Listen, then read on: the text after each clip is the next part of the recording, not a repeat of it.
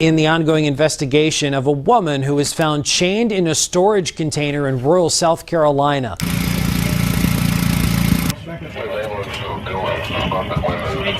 Just a girl. Just a girl, just a girl. How are you, honey? He says he's dead and buried. He says there's several bodies dead and buried out here. We have Kayla. Excuse me? In your property. You're saying you didn't lock her up, you didn't put her in the Connex box or anything? No, sir. Imagine living next door to a seemingly ordinary guy. It's like I told you, he read the whole encyclopedias when he was a kid. Only to discover he's hiding a horrifying secret that spans over a decade. Todd Kohlhepp shot Charlie Carver 3 times in the chest, wrapped him in a blue tarp, put him in the bucket of the tractor, locked me down here, and I never seen him again. Okay. Dive into the chilling story of Todd Kohlhepp. I love my country. They can ask all they want. Mm-hmm. You will not find racial material on my stuff. Mm-hmm. I refer to with my friend, call him my Aryan. He's a black guy. Mm-hmm. The real estate agent turned serial killer. I'm looking at retiring from here. I always wanted to go into real estate. I wish we had met at a different time in a different place. If you ever want to come back and talk to me, I can teach you how to make so much friggin' money. Whose shocking confessions left a town reeling. Walk outside. I want her outside. When I want her outside, I put a 40 in the back of her head. What gun did you shoot her with? Same one. Welcome to our channel where we uncover the most bone-chilling true crime stories you've never heard. 40 caliber hollow point said it didn't hurt, and he didn't want to hurt Charlie because he wasn't a bad person. Join us as we piece together the puzzles that haunt our world. You may get a trip to Quantico. Oh, don't tease me. If you're fascinated by true crime and the twisted tales of the human psyche, hit that subscribe button and turn on the notification bell. You're just a really cool guy, man. Stay curious, stay safe, and let's uncover these shadows together. At that range, they should have ran to me, not away. They were way too close. Todd Kohlhepp was born on March 7, 1971, in Fort Lauderdale, Florida. His parents, William and Regina, separated when Todd was just 2 years old. After the divorce, Todd barely saw his dad. He grew up with his mom and his stepdad, Carl Kolhepp, which is how Todd got his last name. Now about Todd growing up. He was what you'd call a nightmare child. Even as a toddler, his mom struggled with him. It wasn't just the usual tantrums you'd expect from little kids. Todd showed serious aggression from a very young age. He'd throw sand, and when he wanted something, he would push him down and go get it. As he got older, he didn't want to hang out with other kids. He didn't make friends and seemed to dislike everyone. The only way he interacted with other children was through violence and anger. Todd is someone who stays to himself pretty much. He's a loner. In school, he would push kids around, say awful things, and wreck their projects. One time on the school bus, he got mad at a girl sitting next to him. Out of nowhere, he pulled out scissors and stabbed her in the leg. He stabbed her in the leg. Not much. I mean, it didn't go deep. And it wasn't just at school. Todd was a terror in his neighborhood, too. He'd go around picking fights with other kids, and everyone was scared of him. He was hurt. He says, they didn't want me. One time, he killed his own pet goldfish. Todd was throwing a fit because he wanted a gerbil instead of a goldfish. His mom said no, telling him he couldn't have another pet since he already had one. So Todd, in his twisted logic, decided that if he couldn't have 2 pets, he'd get rid of the one he had. He poured bleach into the goldfish bowl and watched it die. I just let him have it about Cloroxing the goldfish. It made him feel powerful. This cruel streak stayed with him throughout his life.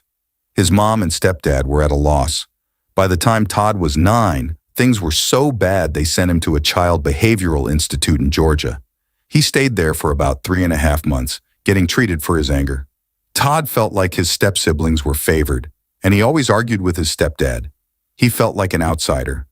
It was a contentious relationship because of everything that was going on around us. So Todd's childhood was pretty messed up.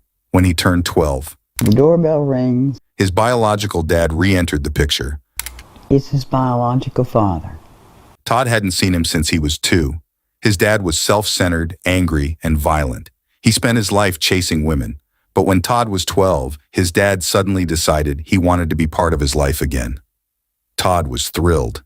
He begged his mom to let him live with his dad. His mom tried everything to keep him home, even redoing his bedroom to make it more appealing. He took a claw hammer to all his furniture and tore it up. Todd started threatening his mom. She was so scared she put a lock on her bedroom door at night. In the end, feeling she had no other choice, his mom let him go live with his dad. So, at 12 years old, Todd moves to Arizona to live with his dad. He had been looking forward to this for a long time, dreaming about how great it would be. But, as it turns out, fantasy didn't match reality. Pretty quickly, Todd got fed up with living there. If Todd ever stepped out of line, his dad would give him a beating. And looked at him like, Yeah. he had to keep control. Yeah. He had to. Yeah. There was no way that man... Show the dominance. There was no way he was coming out of that. However, there was one thing that Todd and his dad bonded over: weapons. They both loved them. I mean, dude, there's like 10 or 12 suppressors in there, and I don't know how many, 40 guns? Mm-hmm. 50 guns? I mean, it's kind of like Pokemon. Gotta have them all. Yeah.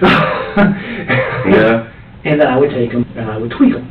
Mm-hmm. The SIG MPX became an SBR. The PTR became an SBR. Mm-hmm. The 516 became an SBR. Todd's dad even taught him how to make homemade bombs. Not terrorist. I would never do anything against the interests of the United States. Mm-hmm. I love my country. Mm-hmm. I don't like what we do a lot of times. Right. I love my country. They can ask all they want. Mm-hmm. You will not find racial material on my stuff. Mm-hmm. I refer to with my friend, call him my Aryan. He's a black guy. Mm-hmm. I don't do the white pride, Right. power Right. crap. No. They're going to ask about the weapons because they're so extreme. Okay. I just have expensive taste, and I like quality, and I actually know how to operate every single one of them. But they're not going to get the spectacular stories they want. It's 1986, and Todd is just 15 years old. He's developed this intense infatuation with a neighbor girl. He had a crush on her, and he wanted her to be his girlfriend. He keeps approaching her, asking her out, inviting her over to his place, but she turns him down every time. It's crucial to understand that Todd doesn't handle rejection well at all. So it's November 25th, 1986, and Todd's dad is away on vacation. And he left Todd alone for 3 days. He goes into his dad's bedroom, grabs a .22 caliber handgun, and heads over to the girl's house. Todd lures her out, and as soon as she steps outside, he pulls out the gun and holds it to her head. He forces her to walk with him back to his house. Once they're back at his place, Todd forces the girl into his bedroom. He ties her up with rope, puts duct tape over her mouth, and fulfills his carnal cravings. Meanwhile, back at the girl's house, her 5-year-old brother notices she's missing and calls 911. Todd starts to hear sirens approaching and begins to panic. He has to decide whether to let the girl live or murder her. Todd warns her that if she tells anyone, he will kill her younger siblings. Todd then walks the girl home. She's completely traumatized by what has happened to her and is torn about whether to tell someone. The police arrived not long after and started questioning her, asking where she had gone. She breaks down and tells them everything. The police rush to Todd's home and find him sitting on the floor, holding a rifle. Todd looks at the officers and asks, "How much time am I going to get for this?" He drops the weapon and is immediately arrested and taken to the station. In October 1987, Todd was sent to prison for 15 years. He was only 16 years old. After serving his full sentence, Todd was released in August 2001. He had spent almost half of his life in prison. In 2006, 5 years after his release, Todd applied for a real estate license in South Carolina, despite being a registered sex offender. Were you surprised that he was able to get that real estate license, given the fact that he was a sex offender? No, I didn't know it mattered. So, Todd got his real estate license in June 2006 and opened his own business. He sold at least one house a day. He worked hard. He seemed to be living a normal life and was respected in his community. What people didn't know was that behind the charm of this real estate agent lay a shocking secret. Back in November 2003, 4 years before he opened his business, Todd had walked into a motorcycle dealership and brutally gunned down 4 people in cold blood. So, let's jump back to 2003, about 2 years after he was released from prison. Todd decides he wants a motorbike. He'd never ridden one before, but he was dead set on getting a powerful bike, something to feed his ego. In April 2003, Todd heads to Superbike Motorsports in Chesney, South Carolina, and drops $9,000 on a Suzuki. Bought a bike from them. I bought a motorcycle from them. What kind of motorcycle? It was a Suzuki GSX-R 750. Now, if you know bikes, 750 is not a good beginner's bike. It was a lot of bike. He goes back to the store with his tail between his legs, asking if he can exchange the bike for something more suitable. I had gone back to them a few days prior to being stolen and told them that I was having a hard time riding it, and I was not so sure I had made a wise decision. He wanted to trade in or return the bike altogether. Did you say? I thought it was a bad decision. I was trying to see if I could possibly trade it in for a smaller bike or something of that nature. Maybe I don't know how to ride it. And they Bear with me. No problem. Thought it was a bad decision, and maybe considered selling it back to them. you said something about wanting to trade or something? Either trade it for something smaller, maybe a 600, or get a just walk away from it, get out of it.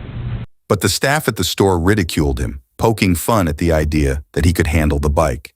During one of my times over there, sitting on one of the, I believe it was the manager, the owner's friend. Okay. Kind of a bit of an asshole. They refused to exchange it, leaving Todd feeling embarrassed. So you let it slide for the time being? Got mad about it, kept going out there. Why I kept going to the same bike place, I don't really know. But I'd go out there, sit on the bikes, and listen to these two talk shit.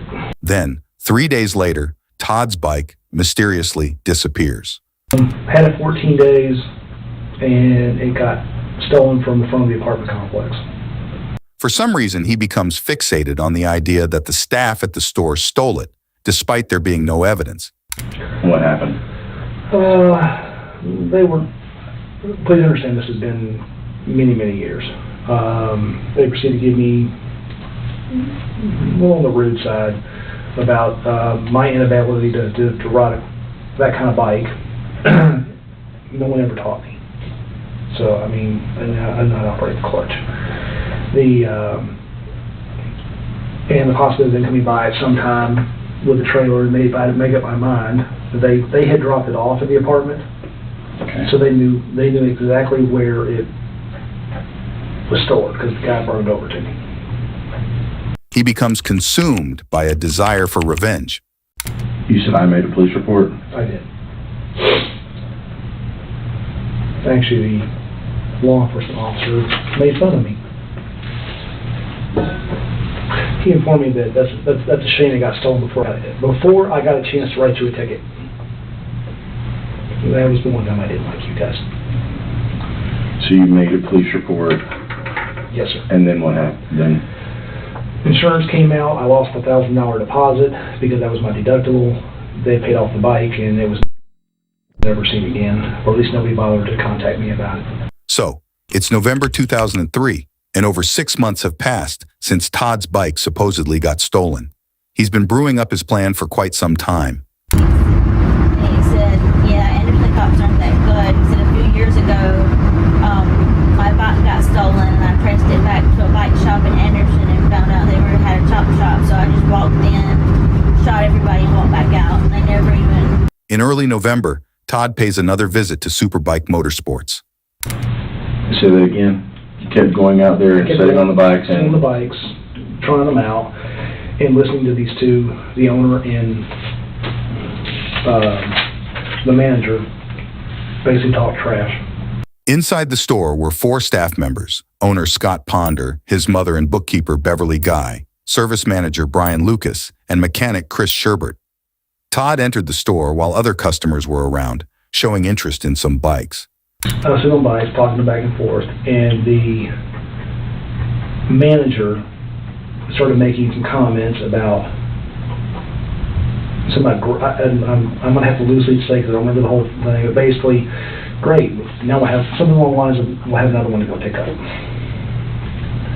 And made some comments about the last one being stolen. But once the customers were gone, things took a dark turn. And doing my best to make sure that the paying customers were not there. Collateral damage is not cool. When he said it was obviously, he was not talking about the time when I asked about possibly selling it, it was implied that we took your shit. He told a staff member that he was interested in a particular bike, and mechanic Chris Sherbert took it to the back to prepare it for sale. I'm sitting on a black Kawasaki Katana, 600 I believe. It's a crap bike. But I was sitting on it, and... It was a what now? Black Kawasaki Katana, 600. Okay. Told him I would take it. At which point the mechanic took the bike to the back to prep it. That's when Todd pulls out a pair of latex gloves and a Beretta 92 FS 9mm handgun. Bought a Beretta 92 FS. I don't know why I keep telling you FS. Just details. Beretta 92 FS. FS. 9mm. At the time, those only had 10 round mags because they still had the limitation, and the aftermarket Pro mags were god awful. So how many? So you had a 10 round magazine? Yes, sir. 3 of them. 3 10 round magazines? He makes his way to the back, where Chris is, and fires 2 shots at him, killing him instantly. So you pulled out the Beretta, and what happened? Shot the mechanic twice. Downward angle. Nice shot. You can hear the arrogance in his voice. He was beneath me. He was crouched down on this side of the bike.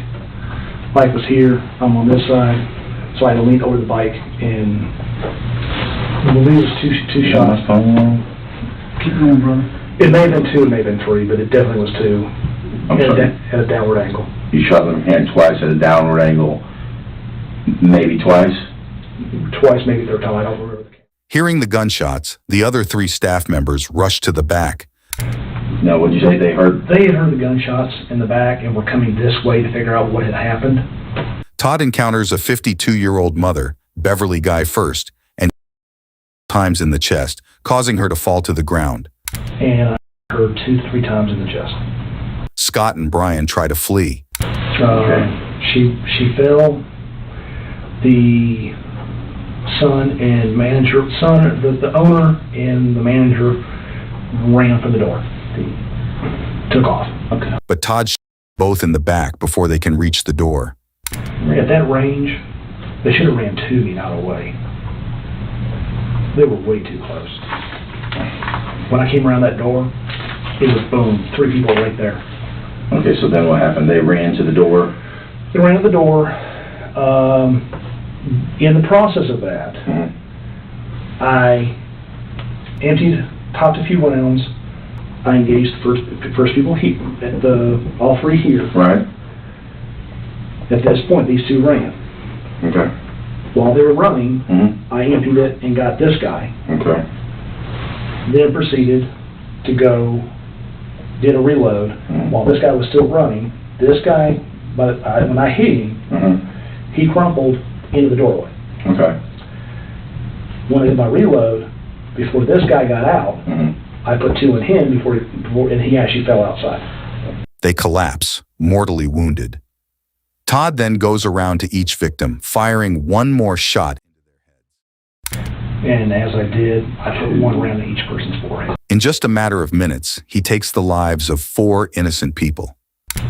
Did anybody, as they were falling, I mean, did they look at you? Did they face you? Did they say anything to you? Was there any conversation, don't, please, whatever? No, sir. With any of this? I don't remember hearing any of that. I will tell you that once I was engaged. Okay. Later on, he would boast about how quickly he carried out the killings. That was one big building. Yeah. I cleared it in under 30 seconds. You what now? I cleared that building in under 30 seconds. You got a little bit proud. He then calmly walked out of the store and headed home. And then what did you do? At that point, put the gun on safety and walked outside and got in my car and drove home. Okay. What kind of car were you driving?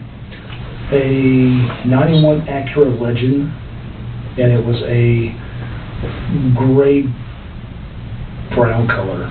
Okay. Scott, who was 30 at the time, had a small team working with him at his store. His 52-year-old mom, Beverly Guy, was one of them. The mom, I was not gunning for the mom, but she was there at the time, and she was working there, but she got thrown into it. She wasn't a primary target. His wife, Melissa, had relocated from Arizona to South Carolina to join him. In April, I moved to South Carolina. I gave up my job. That was a big deal to me. They tied the knot in January 2002. Melissa mentions that Scott had always dreamed of running his own business. His whole life is motorcycles. They wanted to start a family, but something was wrong. Melissa was not getting pregnant. So they went to see a doctor. He actually had a low sperm count, and the doctor felt like it might be from motorcycle riding. Then in November 2003, Melissa found out she was pregnant. I was in my brother's bathroom, took a pregnancy test, and was screaming in there because I'd never seen a positive one. And so the day Scott died, he left home early before Melissa. When Melissa left for work, she passed by the Superbike Motorsport, where she saw Scott standing outside the shop. I honked, and that was the last time I saw him alive. After those terrible murders, when detectives arrived, they were baffled. There was no evidence left behind, no DNA. Nothing. The only thing they could gather was that this attack was personal. It wasn't a botched robbery because nothing was missing from the store. There was even a briefcase with $10,000 still sitting there. There was money. The guy had like 10 grand in cash and a gun in the office, but I would have taken it. Around 3 p.m., Melissa got a call from a worried colleague who had heard about the shooting at the bike shop. She rushed across town immediately. 12 to 15 law enforcement vehicles sitting there. There were helicopters flying above. Before she could get close to the crime scene, police officers escorted Melissa home. She was instructed to not watch TV or any news as they stayed with her, as they waited for further instructions. The news was already telling everybody that there was 4 victims at Superbike. I knew nothing. I didn't even know that yet. After waiting 2 hours, Melissa saw the Spartanburg County coroner van in her driveway. The coroners finally did come. They sat her down and gave her the bad news. Something very unfortunate happened down at your husband's business today. He was shot and killed. Melissa broke down. Investigators grappled with identifying suspects in what seemed like a senseless assault. 7 months later, in June 2004, Melissa welcomed a baby boy weighing 10 pounds and named him Scott Jr. I had back in front of me, and I could actually hold a piece, an actual real live piece of his dad. The investigation into the Superbike Motorsports killings kept puzzling authorities. Nothing had been stolen, and there were no witnesses to the crime. But then, in late 2004, the police had an unexpected suspect in their sights. Police received a tip from a member of the public claiming that Scott Ponder, Melissa's husband, couldn't have kids. And that was a lead for them. And I'll be honest, that's partially true. When they heard this, they found it odd because Scott did have a child with his wife. So they decided to take a DNA sample from Scott's child and compare it to Scott Ponder's DNA. Surprisingly, they discovered that it didn't match Scott's DNA, but instead matched another employee from the store who was also killed, the manager, Brian Lucas. Thinking not even a little bit that I was involved in this. I instead was thinking, oh my gosh, I got the wrong sperm. In one instance, Melissa became the prime suspect, but she knew Brian Lucas could never be the father. She never had an affair. She wanted her name cleared. I was actually on my way to have his body exhumed. Finally, the sheriff's office called informing her that the DNA samples of Scott and Lucas were mislabeled. I was accused of being involved in having a baby that wasn't my husband's. The mix-up was resolved, and the sheriff's office publicly apologized to Melissa. The sheriff's department ended up apologizing to me on the news. It's staggering how quickly suspicion fell on Melissa in the aftermath of the shooting tragedy. Authorities pointed fingers, accusing her of being entangled in a love affair with Brian Lucas, the victim. Yet, she was innocent. The mistake in labeling blood vials led to a false match. Imagine, amidst the grief of losing her husband, she endured the loneliness of pregnancy and childbirth, raising their child alone. Then, shockingly, the police knocked on her door, casting blame upon her, igniting further pain. Meanwhile, Todd, despite his outward success as a prominent real estate agent, couldn't quell the darkness within. He had everything going for him. Todd was a very smart guy. It's like I told you, he read the whole encyclopedias. When he was a kid. Yeah. He wasn't the same loner, awkward kid. As a grown-up, he had impeccable interpersonal skills. Looking at retiring from here, and I always wanted to go into real estate. I wish we had met at a different time in a different place. If you ever want to come back and talk to me, I can teach you how to make so much friggin' money. Really? He was intelligent and hardworking. He made a lot of money. Hell, I made $160K in the stock market in 5 months. Really? Yeah. You're just a really cool guy, man. By 2014, in his 40s, with immense financial success, Todd still grappled with a sense of deep unhappiness. His girlfriend wanted to take a break, and a growing hostility enveloped him, especially noticeable in his demeanor at work. Todd's mind began to dwell on evil plans. Acquiring a vast expanse of land, Todd embarked on fortifying it into a fortress, investing heavily in security measures like cameras and fencing. He stocked up on provisions, convinced of an impending apocalypse. I mean, dude, there's like 10 or 12 suppressors in there, and I don't know how many, 40 guns?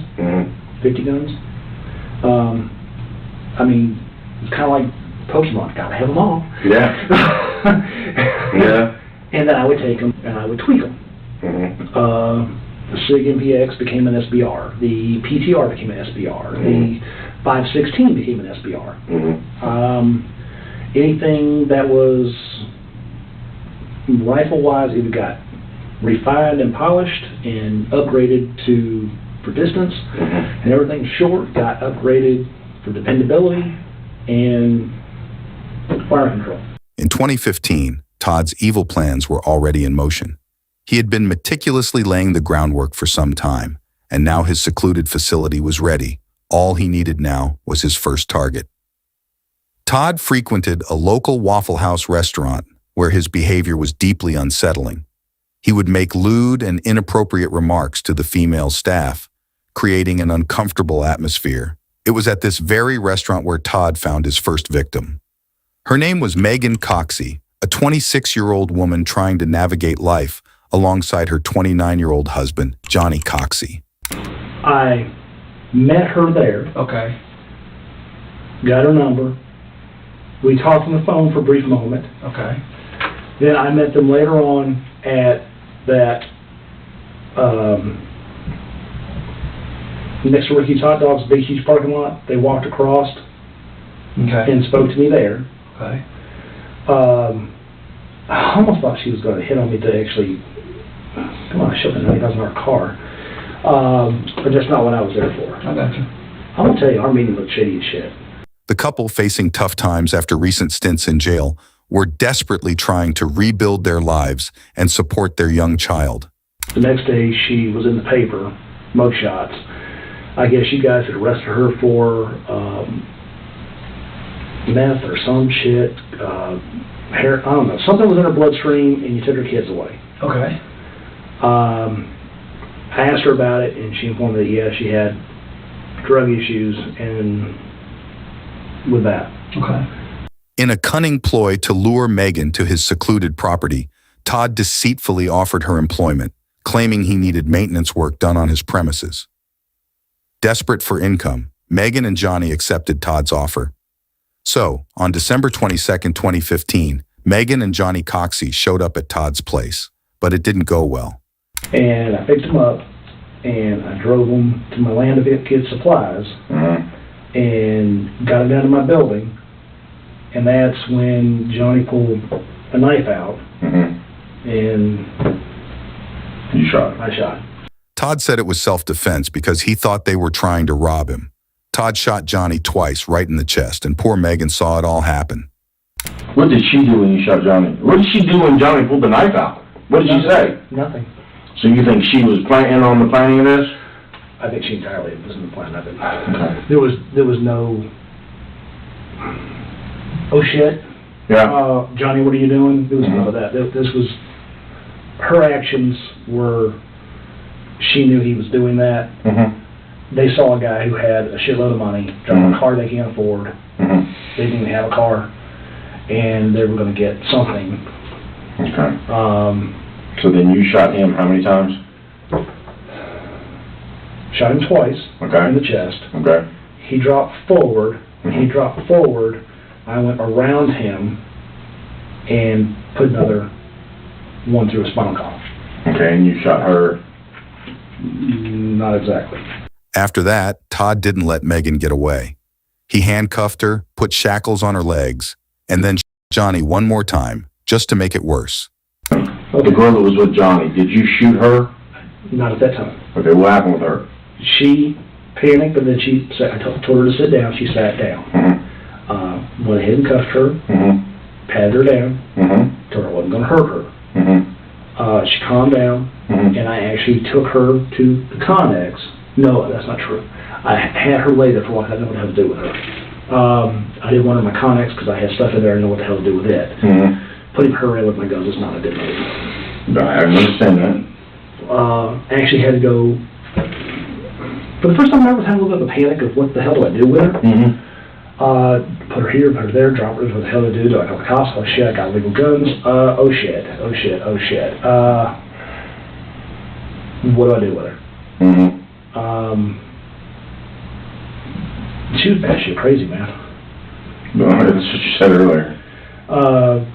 I told her I wasn't going to touch her, wasn't going to rape her, wasn't going to do her. Just calm the hell down and let me sort this shit out. Then he dragged Megan to a big shipping container on his property, locked her in, and left her there while he buried Johnny. Megan had to stay trapped in that container for 6 whole days. It's like something out of a nightmare. I held her there for a couple days. How many days? 5 or 6. Okay. Every other damn day, she wanted Little Caesar's Pizza. I hate that shit. It always gives me heartburn.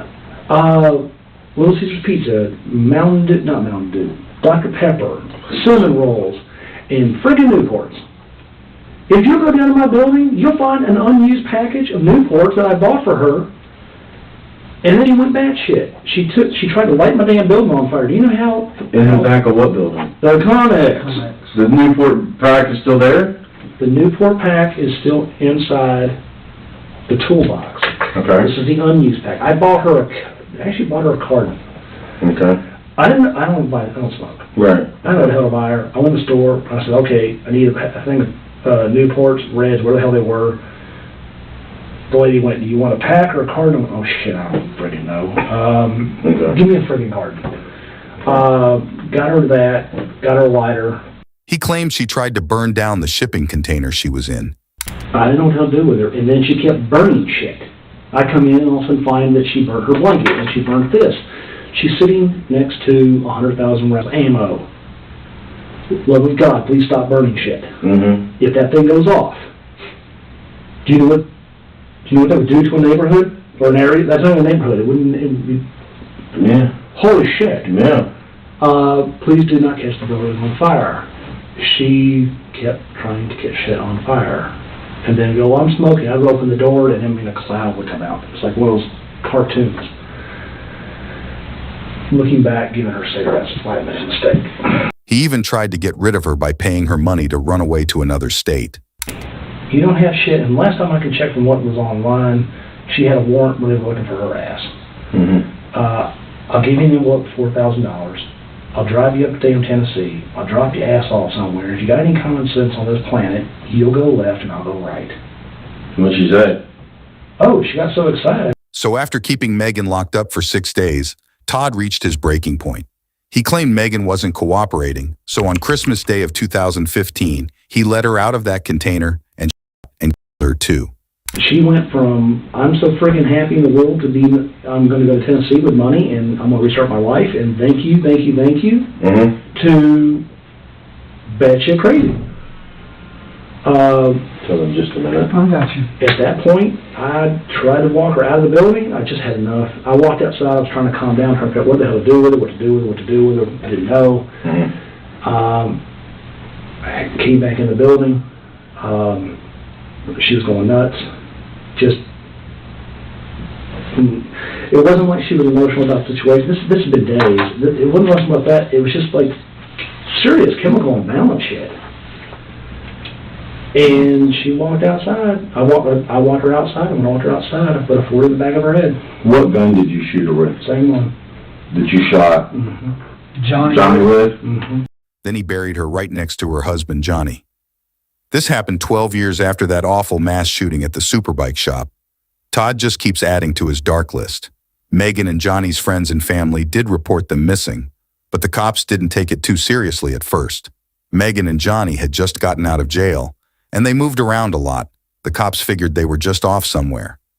So, in August of 2016, just 8 months after Megan and Johnny's murder, Todd decides to invite another couple over to do some work on his property. This time, it's 30-year-old Kayla Brown and her boyfriend, 32-year-old Charlie Carver. Kayla and Charlie had only been dating for about a month, but they were already super close. Charlie had a good job, and things were going well for them. Interestingly, Kayla already knew Todd from before. Kayla, how do you know Todd Kohlhepp? I was introduced to him about 5 or 6 years ago by a guy I was dating, so they were friends. Okay. After that, we stayed in touch over Facebook, and I recently started cleaning houses for him because he does real estate. She'd done some work for him on his property, and there were even some Facebook messages between Kayla and Todd that hinted at a possible past relationship between them. Kayla's dangerous. Kayla has before asked me to beat up people for her or use my resources, which she thinks my resources are go get someone killed. Really? Yeah. With people that she doesn't like. Have you do it or have you hired somebody to do it? Yes. Both? Yes. Okay. Matter of fact, read my Facebook, it may be on there. Really? Yes. How long ago was this? Well, I blocked her after all this shit so that it wouldn't know, because I mean, literally... Well, we have her Facebook page. Then you have it. Okay. It'll take you forever a damn day to go through it. Okay. But go back to the messages. Really? In her phone messages. She supposedly had money in her car, and the guy took her money, but that's bullshit. And then she wanted me to either use my resources to either have him killed, or beat up. I believe he was beat up, but she wanted me to use my resources to have him offed or go do it. Kayla uses that thing between her legs to get dumbasses to go do stupid shit. And that's what I'm trying to say, that she's going to use that to get Dustin hurt. So, when Todd asked Kayla to do some work on his property, she didn't think much of it. She trusted him. Kayla told her boyfriend, Charlie, about the job, and he offered to go with her. Little did they know what Todd had planned. On August 31st, 2016, Kayla and Charlie arrived at Todd's property, ready to get to work. Todd was already there, waiting for them. He handed them hedge clippers and started giving them instructions on what needed to be done. But then, out of nowhere, Todd said he needed to grab something from the shipping container. When he came back out, he was holding a gun. We had walked inside and got hedge clippers and walked back outside. Todd went back inside and told us to hold on a second. Me and Charlie were standing side by side outside the building, facing the doorway, waiting on Todd to come back out. When Todd came back out, he had a gun in his hand. He fired 3 shots into Charlie's chest. Charlie fell backwards. Before Kayla or Charlie could react, Todd accused them of trying to steal from him. Then he shot Charlie. Terrified, Kayla did as Todd said and went into the shipping container. She had just watched her boyfriend get killed right in front of her. I was completely in shock, and I looked down at him, and that's when Todd grabbed me from behind, took me inside, put me on the floor, and handcuffed me. Once inside, Todd did the same thing to Kayla that he had done to Megan. He handcuffed her, shackled her legs, and gagged her. Then he sat down in a chair and told me that he was sorry about Charlie, but he had to let me know he was serious, that he wouldn't hurt me if I did what he said. Then he told her to wait there while he took care of Charlie's body. He said, I have to go outside and take care of your boyfriend. And he left for, I don't know, 10 or 15 minutes. And then he said that he had to take care of some things. And when he took me outside, Charlie was wrapped up in a blue tarp and in the bucket of his tractor. And he put me in the building and left me there. So, after Todd returned from burying Charlie's body, he did something even more disturbing. He put a dog collar around Kayla's neck and used it to chain her to the wall of the shipping container. She wanted the comforter thing that was on the floor. Mm-hmm. That was her idea. That was her submissive kitty bed, her kitten bed.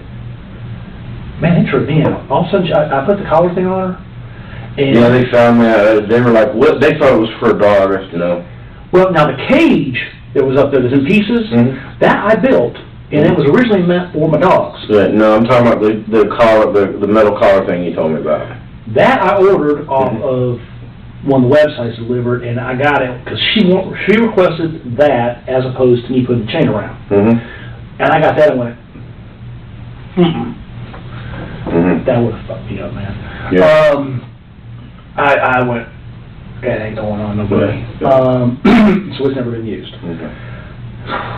But she wanted that, and then the kitty bed, and she wanted this whole thing of explaining to me that I had to give her permission to speak to me, give her permission to look at me. Dude, I'll do all that control shit. The conditions in that shipping container were absolutely horrifying. It was dark, damp, and smelled terrible. Where I was in the Connex, I had a chain around my neck connected to the wall and a cuff around my ankle. Kayla had a metal dog collar around her neck pretty much the whole time. Did you give Kayla cigarettes? Cigarettes, no. She took a shitload of pills. Okay, so did she want cigarettes?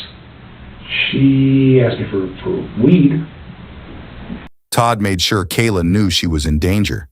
He threatened to kill her if she ever tried to escape. And he didn't stop there. He told Kayla he was a notorious serial killer with hundreds of victims. He said that, not in a lot of detail, but I know he said that he had another guy. He was just after the guy, and the guy happened to bring his girlfriend with him. He said the girl didn't know who he was. He was going to let her go in another state, but she pissed him off. So he said that he took her out of the building one day, and when she walked around the side of the building, he shot her in the back of the head. He said he buried her somewhere on the land, too. He also claims he sold people. Todd even confessed to Kayla about the murders of Megan and Johnny, as well as the mass shooting at the bike shop. He also told me that he walked into, a few years back, that he walked into a bike shop at Anderson and shot 4 people and left, and they never found out who did it. He liked to brag that he was a serial killer and a mass murderer. He said he was going to kill more people because he had dreams of his body count being in 3 digits. He said right now it was still high 2 digits. But perhaps the most twisted thing Todd said was that he was keeping Kayla there because he believed she would eventually fall in love with him. He was convinced she would develop Stockholm Syndrome. It was all part of his sick plan to control her. And I told him what you told me. He said, I said, he's made the comment to me, solicitor, he'll plead to everything. But he's not pleading to rape because he didn't do a rape. I said, he told me that he's admitted to everything he's done. He's willing to take the responsibility for it, but he will not take responsibility for the kidnapping. I said, but he will not take responsibility for the rest because he did not. That anytime they had it was consensual. She had the choice, and she actually initiated it at times. And he said, okay. I said, so we're going to need to re-interview her, and we're setting that up. We're going to do that this week. And I told him, I said, I gave him my word that we would re-interview him, and we want to re-interview her. Every single day, twice a day, Kayla was made to do whatever Todd wanted. We would get there between 1 and 3 o'clock every day, take me up to the main building, feed me, make me do whatever he wanted, and then he'd put me back in the building. Sometimes he would leave, and sometimes he would take the tractor or the four-wheeler out. He said he was reinforcing his land, moving boulders and such around fence lines and everything, and that he had checked stuff that he had hidden out there. And then he would always come back between 5 and 7, take me back up to the building, beat me again. For 65 days, she was kept in those conditions. She became his means to fulfill his carnal needs multiple times a day. Meanwhile, life for Todd seemed to return to normalcy, with no one suspecting that he was hiding such a horrible secret. The search for Kayla and Charlie stretched on, turning weeks into months. But finally, a breakthrough emerged. The police managed to track down Kayla's cell phone, which had pinged off a nearby tower near Todd's property, the last known location. With this vital clue in hand, the authorities obtained a search warrant and began closing in on Todd's property. Time was running out for Todd. On November 3, 2016, 2 months after the disappearance of Charlie Carver and Kayla Brown, the police were ready to confront Todd. We have a search warrant, okay, for your residence and your car, okay? We are mainly looking for your cell phone, okay?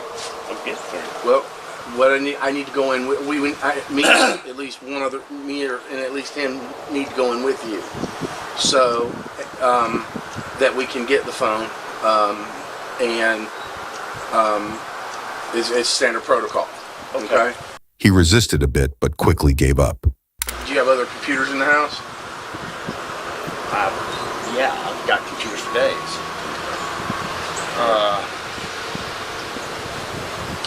Why don't we step inside so we don't share in your business out here?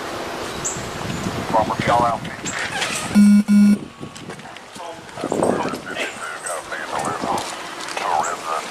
Once inside, the detective restrained him. Minimize and, I need all you that to stand stuff. up for me just a second. This is for our protection as much as yours. Do me a favor, turn around, put your hands behind your back. You need an extra set? Well, yeah, give me an extra set, we'll do 2 so we don't. You're not under arrest. Okay, I'm also in handcuffs. Out for 32. I'll explain it to you in a minute. I've got plenty of room, I can get my thumb in. Okay. I think I-13 is taking care of that. Have a seat. Let's go ahead and sit right there. What Todd doesn't know was while detectives were questioning him inside the house, a team armed with a search warrant and K-9 units was going through his property where they discovered a shipping container. Inside, Kayla Brown was calling for help.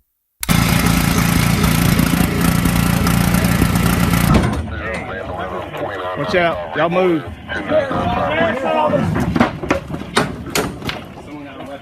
I got it. Watch out, boss. Back up. Joey. Sheriff's officer. Sheriff's officer. What? Grab that. Back up there. Just one. Are you okay? Grab what? Go. Do you have any weapons? Coming through, okay? What's your name? What's your name, man? Lauren. Okay. All right. Just a girl. Just a girl. Just a girl. How are you, honey? This is bolt cutters. This is our investigator. He's a paramedic. Oh yeah. Okay, we're gonna get you out of there. Okay. Just hang loose for me. Anybody got I need a handcuff key. Handcuff key. I got it right here. Hold up. Y'all slide back. Hold on. He's got a light. We got to take photographs. Randy, let me see your light, Randy. You can put your hands down, sweetheart. You're okay. We're here. Okay. Yes, sir. Just sit back for me. Light on or off? You're fine. We'll get the rest of it here. Let's get her out of here. We're getting bolt cutters, honey. Don't. You got pictures of the cuffs? No, hold on. It's the wall up here. Okay. All right. We're gonna get you out, sweetheart. Okay. You got a handcuff here. I got mine's in my car. Mine's in my car. I didn't have any gloves on when I did that, but No big deal. bolt cutter. No big deal. Just hit.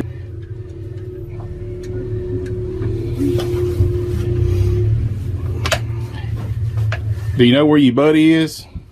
Charlie, Yes. he shot him. He shot him? Who did? Locked me down here and I never seen him again. Okay. He says he's dead and buried. He says there's several bodies dead and buried out here, and he Okay. says that the dogs will be ruined if they go looking because there's red pepper. We're gonna step you out, sweet. Because there's what? Red pepper. Okay. Tell the dog people that. With remarkable composure, she revealed to investigators that her boyfriend had been killed, and Todd was the one who had shot him. The news was swiftly radioed to other officers present at Todd's home. It was then Detective came in and brought Todd up to speed. He was in real trouble. All right, this is where we're at, Mr. Kolhepp. While we were here, all right, my sergeant served a search warrant on your property. Okay? We have Kayla. Excuse me? We have Kayla in your property. She was locked in a container. Okay? She has told us that you shot and killed Charlie. Okay, so at this time I'm going to need you to stand up and put your hands behind your back. He's already You're handcuffed. under- Okay. You're under arrest right now for kidnapping. All right, they're continue to search your property. They're going to continue. They got cadaver dogs down there. Okay. Do you want to help yourself and tell me where the body's at so we can go recover Charlie's body? No, sir. You don't want to? No, sir. Okay. Why'd you shoot him? I didn't shoot anybody, sir. Okay, why'd you lock her in a container in your property? I was talking about. She's on your property right now, locked in a container. They just got her out of a, they called it a specific Shipping name. container? Connex box. Connex box. So she never left your property. Okay. Okay, you locked her in the Connex box, and she has told investigators that you shot and killed Charlie. Okay, so I'm trying to give you an opportunity to help yourself and help us, help you find this body. Because Charlie, she's saying Charlie's body, you buried Charlie's body on that property. No, sir. I'm going to need an attorney. Probably a good thing. Go ahead and put him in the back of your car. Still maintaining his innocence, Todd told officers he needed an attorney. Todd Kohlhepp was finally arrested on the kidnapping charge. Authorities kept on searching for the bodies, and eventually they found Charlie Carver. We did find a body in a shallow grave. Later, the bodies of Johnny and Megan Coxey were found near each other. Todd had shot all three of them and buried them in shallow graves. In the process of trying to get that person removed from here. Todd faced charges for 3 murders and the abduction of Kayla Brown. However, the murderer was about to make a confession that had been 13 years in the making, shocking the investigators who had spent so long trying to solve this gruesome crime. In November 2016, 45-year-old Todd Kohlhepp was finally charged with the murders of 3 individuals in Woodruff, South Carolina. On May 26, 2017, Todd Kohlhepp received 7 life sentences, 1 for each of his victims, along with an extra 60 years for kidnapping Kayla Brown. Since his incarceration, Todd has written letters to journalists hinting that there may have been other victims in the 12-year gap between the Superbike killings and the Woodruff murders. Yes, there is more than 7. I tried to tell investigators and I did tell FBI. However, authorities have still not found any credibility in those claims.